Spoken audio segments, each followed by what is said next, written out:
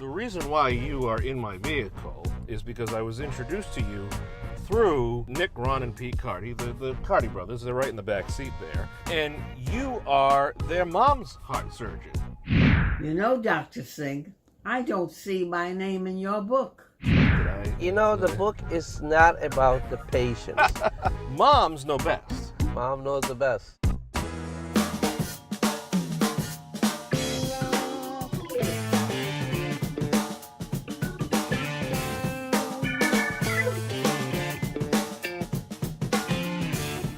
Where do broken hearts go? Can they find their way home? The wise words of the late Whitney Houston. But in order to answer the question, I figure I go right to the top. Ladies and gentlemen, one of the best heart surgeons, doctors in the world, as far as I'm concerned. Dr. Singh joins me in the car. Sir, doctor. How are you? I'm Nice wonderful. To be Thank with you. Ben. Thank this you. is a pleasure to be with you. You are the first human doctor I have in here. I've had a veterinarian before, Dr. Goodman from the Roger Williams Park Zoo, but you have you got a book coming out, which is pretty amazing. Your career and life is amazing. So you put it in a book. It's titled "Your Heart, My Hands."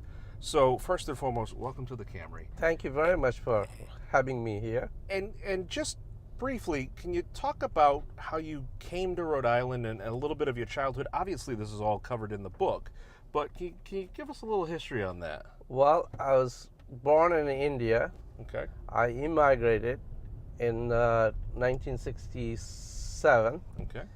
And as a child, I had a terrible injury.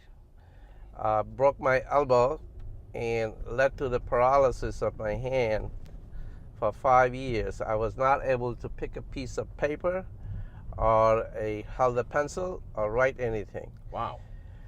At that point in time, and this is we're talking about in 50s in India, in small town, you know, where you have not a modern facility. Forget about even in this country, a smaller town didn't have the facility. Sure. So my hand was completely frozen. I was not able to bend it or extend my elbow. At that point in time, we had not too many choices to re-break my hand, reset it, and try to do a rehab. Wow. At that point in time, also, my dad was very upset, and he says, our eldest son, you know, he's always in trouble. And, you know, being older in India, eldest, is very important in our culture because you are responsible for the family. Okay. And being I was the eldest son and having all this problem, he was frustrated. He couldn't keep up his temper one day, and I was sitting in a doctor's office, and the doctor said, you know, we may have to leave the hand the way it is. At least he should be able to feed it. That's all he could do. At that point in time, I started crying. I could not be consoled. And Dad was angry and saying, you brought a shame to a Singh family. Yeah. You brought the shame to entire our society here. And he said, well, our eldest son is going to be beggar in the family. That's the way he's going to. And I've seen the beggars in India. Sure. You know, have you seen a beggar? You know, that they hang around the street in the corner with the broken pan, and passerby looking for coin, you know, and food. And I had seen those images, and it suddenly came to my mind: am I going to be beggar? That's what I couldn't control myself. At that point in time, my mom, she told my dad, by throwing a temper tantrum is not going to make things better. Yeah. And see what moms do. She picked me up, held me very tight, and said, don't give up. We'll make you better. Get up, look up, and don't give up ever. Yeah. And I will make you better. So it was a tough decision for Mom to make it, and she made a decision that I go through another procedure because I had a very bad liver so I could not have anesthesia at that time. Okay. So she made a decision with the doctors that they can break my hand without anesthesia. Think about it. 4 adults sat on one on both legs, both arms, and chest, and eventually grabbed my elbow and broke it. It's like a bamboo stick. It clipped. Wow. And I was fully with the pain. How old were you at this time? I was about 7. Wow. And Lord.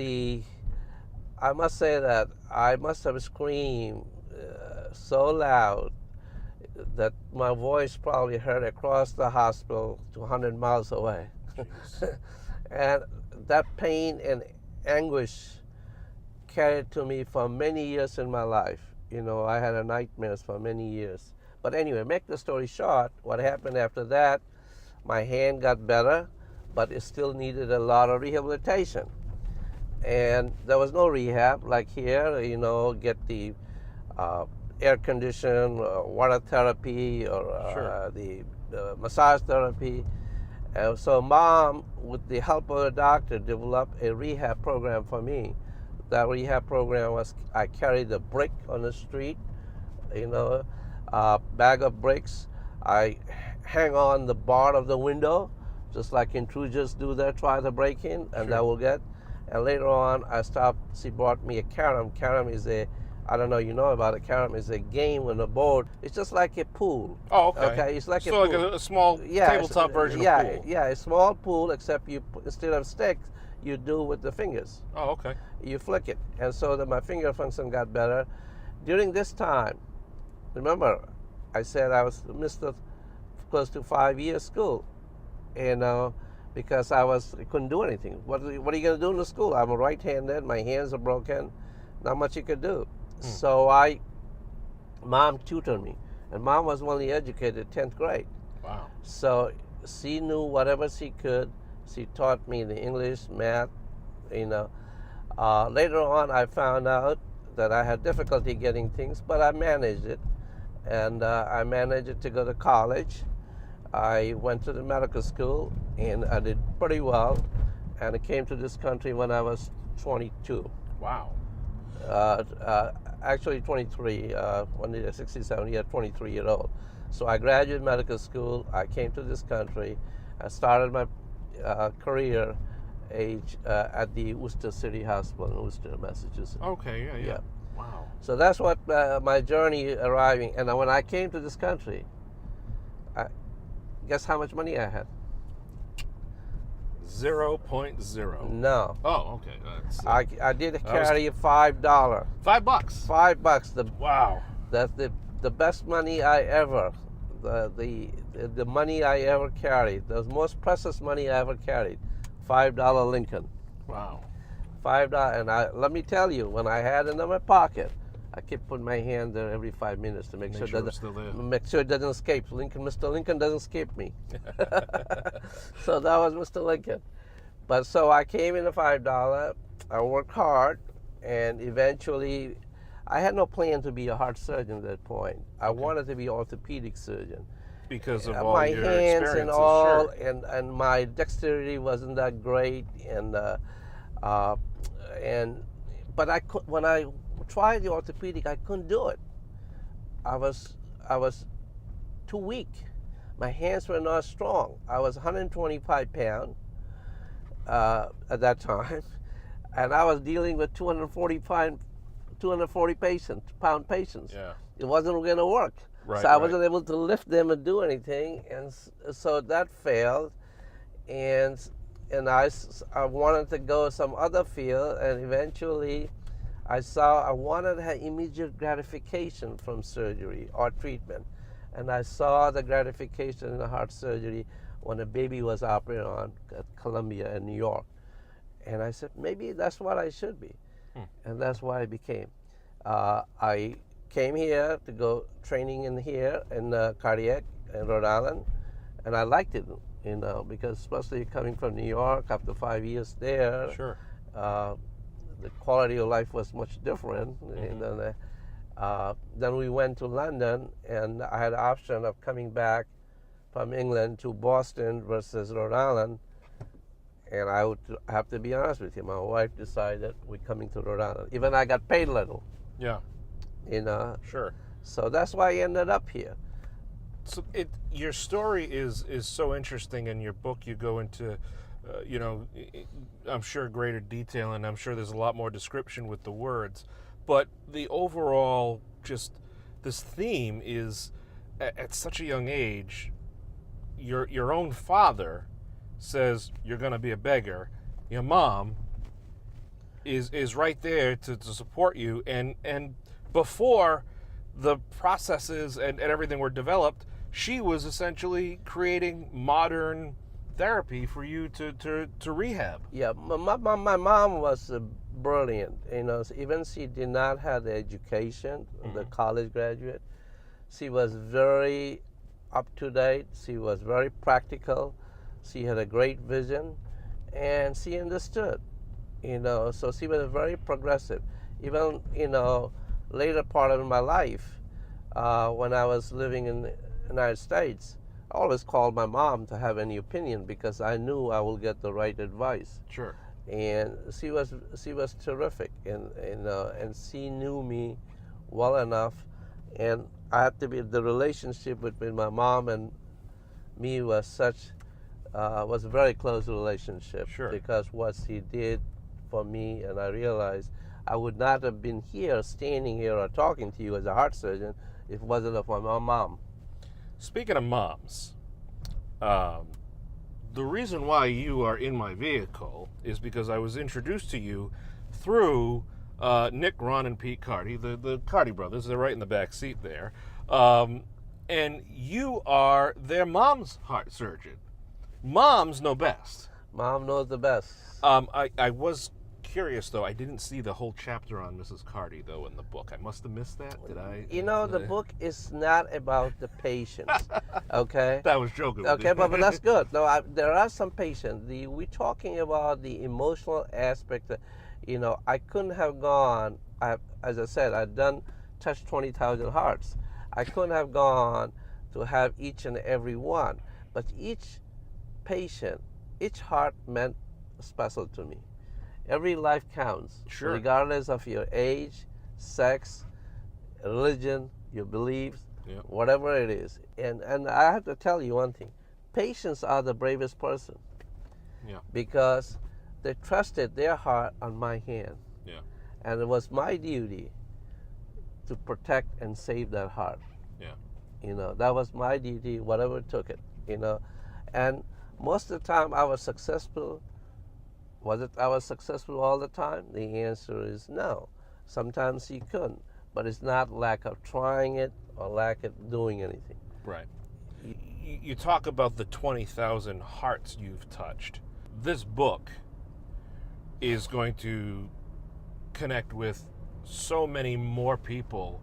Unfortunately, people you won't come face to face with, but your story of overcoming adversity, the hard work, the dedication, just the trials that you've gone through to become the well-respected physician and cardiologist, right? No, heart surgeon. Surgeon. Cardiac surgeon. Cardiac surgeon. Yeah. What's the difference between a cardiac surgeon and a Well, cardiologist? right now it's getting less and less because the cardiologists are doing the procedures too. I was very progressive. I knew that. I knew that. The cardiology usually take care of the patients. They prescribe make a diagnosis. They prescribe the medication. On the other hand, the surgeons take care of them, but they also do the procedures that we fix them. We're like a carpenter. We cut and sew and whatever the part is broken, we try to replace it or repair it or mend it or whatever we need to do. And the cardiologists in the past have not done those things. Their job was to prevention, treatment, diagnosis, and surgeons were the other way. But now the cardiology has progressed. As you know, they're doing procedures like angioplasty. Okay, putting a stent in the coronaries, which we tend to do as a surgeon, bypass surgery, just like Mrs. Carty had. Okay. We did the valve replacements. Now some of these valves can be repaired with the catheter without opening it. So they are coming up, which is a great, because all of these new innovations are wonderful in terms of providing the care for the patient, less trauma to the patient, early recovery, and eventually will be less expensive. Think about it. If you had a heart surgery, you lay down for 4 weeks. If you have the angioplasty done, you'll be able to go back to work in 2 days. Wow. You know, and the outcome could be the same. Yeah. That's So it's a development. And there may be in 50 years when we gone, you know, I'll be gone at least, you not. But there may be a treatment that you take a pill and clears up your blockage. Wow. It's amazing. You know, you think about when Alexander Bell discovered the phone. You know how heavy it was and how difficult it was to make a phone call. Now you're talking to everybody from here to India, China, wherever you want to talk. Right. Yeah. Right. On the wireless. On the wireless. On the Yeah, you know, the cell phone. Yeah. There's no problem, right? Yeah. Well, not usually, but Yeah, most of the time the phones are dropped out anyway. You're calling out there, there's nobody there. what do you hope people, when they read your book, what do you hope they take away from the book? What you know, because you when you made the decision to put pen to paper or however process you did to write it, what was your goal? What do you want the reader to take away from this? Well, this book is about my journey. Okay. This book is about my career and how patient impacted my life and how I impacted theirs, and state of the healthcare. Now, when I picked the pen to start writing after I retired after 41 years of doing a heart surgery, one of the things I was seeing is what's going on around the world. Immigration problem, people coming from, I came as an immigrant. I had nothing. And I see many people coming across the border. Sure, there may be some criminals, may not be criminals, I don't know. But a lot of them are innocent, they're looking for the job, and the country is built on immigration. This is why we welcome them. Mm-hmm. We welcome all. This is what the country, out of many, one. Sure. You put unum. That's what it is. So I wanted to tell, because I have 2 kids, they're grown up now, they're both in New York, grandkids. I wanted them to know what was it like in life for your grandparents and parents when they came to this country. Be empathic to the immigrants and to the people who are coming. There's a reason for it. Also, the book is, what it tells you is that despite all these obstacles, look, I had a disabling injury. I could not hold a piece of paper. I could not hold a pencil. I couldn't write. I'm a dyslexic on the top. And I lost the vision of my right eye when I went to practice. Wow. So I don't have a central vision, but I have a good eye on the left side. Despite all of these things, and I was able to do the most sophisticated procedure in the surgery, which required the fine hand movements, dexterity, concentration, and making a decision. I was able to do that. How did I do that? It's not that I was brilliant. Hard work, dedication, devotion, and if you trust yourself and you love your mentor, you should have a mentor. My mom was my mentor. Sure. You should be able to overcome any obstacles. Discouraging obstacles. You just said you're not brilliant. I think I can find 20,000 people who would say you're brilliant because of your work and everything No, you've I'm done. not. So do you ever watch television today and you see like Chicago Med, or even a couple, think back a little bit to ER or Grey's Anatomy? Do you ever watch those and say like, come on guys, what are you doing? No, but I have to be honest with you. Think about it. If I was doing a 20,000 operation, that means I was doing an average of 3 to 5 operations a day. Wow. I didn't have a time to watch the Chicago or Grey's Anatomy. I might have saw just for a few seconds. But I never sat down because my day started like 5 in the morning. So I had to get up, and my day ended up like at 10, 11 o'clock in the night. So, and this was not one day. That was going on for every day, 6 days or 7 days a week, you know. So I did not, I'll be honest with you, I did not, you know, that was a show business. Let it do their show, and I was doing my show. Sure. No, that's what. Maybe in retirement you have more time. Well, you know, I have to be honest with you. What happened the day I retired, April 1st, 2016, 3 years now almost. It took a 3-year process to develop this book. Yeah. It took it 3 years. So I've been working on this project the day I retired, and I wanted to do it. And it takes a time because I was new to it. I've written a lot of papers, scientific papers, in the medical journals, but I never wrote the book. Sure. So you have to learn the tricks. You have to take a course, find the right thing, and then when you're writing a memoir as a traveler, it's different because you have to be honest, and you have to be isolate yourself and think about. And many times when I sat there to write, I had tears in my eyes. I couldn't do it. Sure.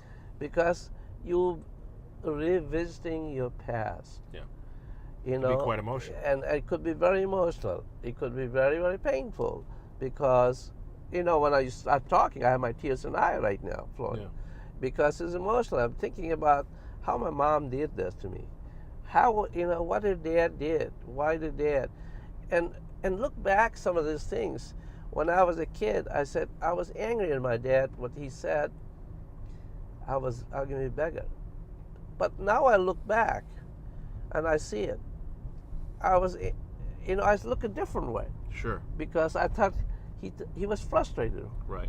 Because he sees in his eyes, my eldest son going to be beggar. Is really, if his hand is not going to work, how he's going to feed himself? Sure. How he's going to make a living? Literally. Yeah. So he was frustrated. You may say he was in a depression, psychotic. No, he had some own problem in the past, and that reflected that he sees his problem, and now he sees his son is going through it. Yeah. So, but that point in time, I was thinking a different way. Yeah. Ben. So it's just do I have a time? Not really. You know, the book is coming out. Next thing is I'm doing what you're doing with you, promoting the book. Hopefully you promote the book. Oh yeah, of course I will. Well, that's why you're in the car here, folks. If people want to meet you, if people want to get the book, if they want to check it out, it is Your Heart, My Hands, as in your hands. They can meet you at Barrington Books Retold in Cranston, Garden City, on April 12th. You're going to do a book signing there. That's right, from 5 to 7. 5 to 7 p.m. Chat I'm with looking. you. I'm looking forward to you guys to come to shake your hand. That's going to be exciting. I'm looking forward. Shake the hand that has literally held the lives of 20,000 plus in his hands. You've washed them since then, though, obviously, so there's no germs. Everything is just fine. But this is really wonderful, and I wish you all the best with it. I can't wait to hear how many people are just inspired by your story, your bravery, the efforts of your mother. I mean, that's truly an amazing story. I'm thoroughly honored to have you in the car with me. Ben, it's just a wonderful having you interviewing me, and also I want to tell you just a simple thing: don't give up. Yeah. Don't give up in your life. You know, you be prepared to have failures. I had multiple failures. Every stage of life, I thought I was going to not make it, but I did not give up. Yeah. Look up, get up, and don't give up. The wise words from the doctor. Take this doctor's advice, ladies and gentlemen. Dr. Singh, sir, thank you very much. Thank you for having me, and we'll maybe we can go out and get a large cheese pizza with extra pepperoni alongside. That's probably that's probably not good for the diet there. That'll be good for the Once in a while, you need to satisfy your heart too. You gotta grease it up, right? Yeah, so it can move. You can lubricate it up. That's it.